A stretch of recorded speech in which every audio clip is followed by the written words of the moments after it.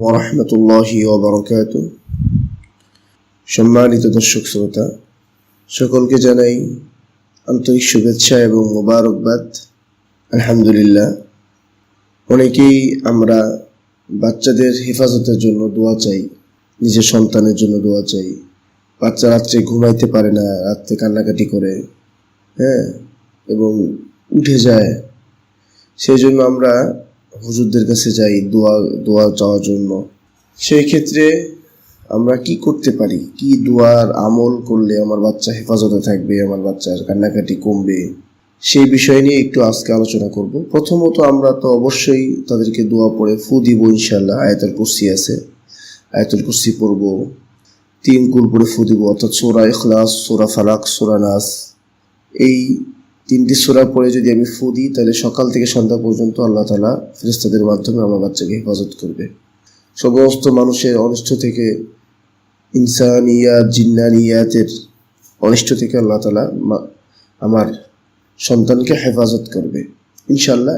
এগুলোর আমলও করতে পারি। পাশাপাশি আমরা যারা সূরা ইয়াসিন জানি, সূরা ইয়াসিনের 7টা মুবিন রয়েছে। এক মুবিন পড়ব আর একটা সুতুলি নিব, এক একটা সুতুলিতে গিট্টি দিব এক একটা। এইভাবে 7 মুবিন পুরা ইয়াসিন সূরা পড়েও আমরা 7টা গিট্টি দিয়ে আমার বাচ্চার গলায় অথবা আমার সন্তানের গলায় অথবা আমার সন্তানের হাতেও আমরা ঝুলিয়ে দিতে পারি। সেই ক্ষেত্রে আল্লাহ তাআলা আমাদেরকে হেফাজত করবেন ইনশাআল্লাহ।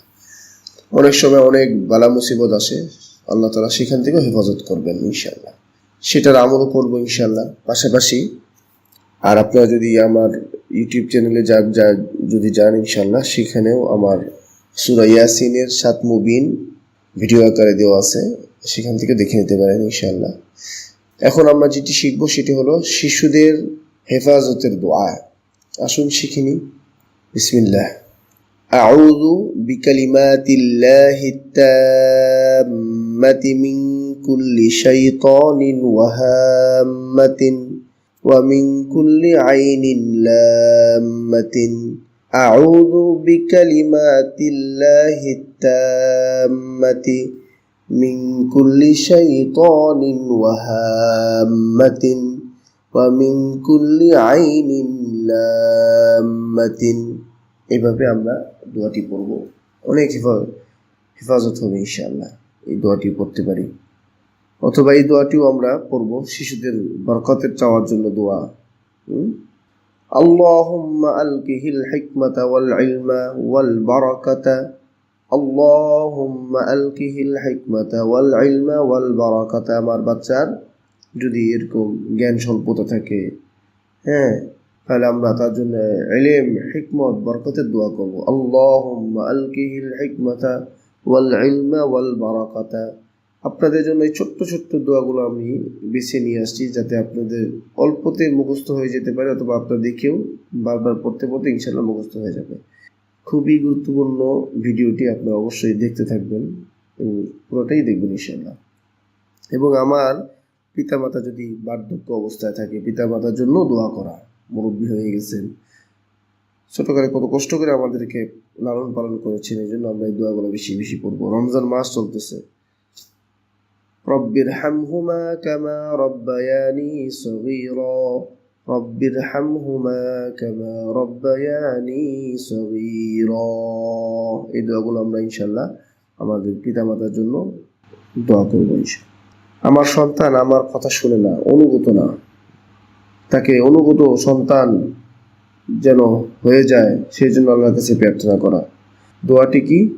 রব্বি হাবলি মিন লাদুনকা যুররিয়াতান তাইয়্যিবাহ ইন্নাকা সামিউদ দুআ। এটি কিন্তু কোরআন শরীফের আয়াত। রব্বি হাবলি মিন লাদুনকা যুররিয়াতান তাইয়্যিবাহ ইন্নাকা সামিউদ দুআ। আরো দোয়া রয়েছে সন্তানের জন্য দোয়া। রব্বি জাআলনি মুকিমাস সালাতি ওয়া মিন যুররিয়্যাতি রব্বানা ওয়া তাকাব্বাল দুআ। রব্বি জাআলনি মুকিমাস সালাতি ওয়া মিন যুররিয়্যাতি রব্বানা ওয়া তাকাব্বাল দুআ। রব্বি হাবলি মিনাস সালিহিন। রব্বি হাবলি মিনাস সালিহিন। এখন আসেন আরেকটি জরুরি বিষয়, সেটি হলো যে আমরা যারা নিঃসন্তান রয়েছি, আমাদের যাদের সন্তান হচ্ছে না, অনেক চেষ্টা, অনেক তদবির, অনেক ডাক্তার, অনেক কিছু করার পরেও হচ্ছে না, তাদের জন্য আমি এই দোয়া সাজেস্ট করব। আমরা অবশ্যই এই দোয়াটা বেশি বেশি পড়ব। আমার স্বামী স্ত্রী যখন একসাথে হবো তখন ওই দোয়াটি পড়ি, এই দোয়াগুলো পড়ি, ইনশাআল্লাহ ইনশাআল্লাহ আল্লাহ তাআলা কোরআন শরীফের আয়াত মিথ্যা না, অবশ্যই ইনশাআল্লাহ আল্লাহ তাআলা বাচ্চা দিবেন। رب لا تذرني فردا وأنت خير الوارثين ربي لا تذرني فردا وأنت خير الوارثين আপনারা বাংলাটাও দেখে নিতে পারেন। ربي لا تذرني فردا وأنت خير الوارثين। এই পর্যন্ত আজকে আমাদের আলোচনা রইল। সবাইকে জাযাকাল্লাহ। সবাই আমাদের ভিডিওটি অবশ্যই দেখবেন এবং এখান থেকে অনেক কিছু শিক্ষণীয় আছে, সেগুলো শিখবো ইনশাআল্লাহ। পাশাপাশি যদি আপনারা আমাদের ইউটিউবে নতুন হয়ে থাকেন অবশ্যই আমাদের চ্যানেলটি সাবস্ক্রাইব করবেন। আল্লাহ হাফেজ। আসসালামু আলাইকুম ওয়া রাহমাতুল্লাহ।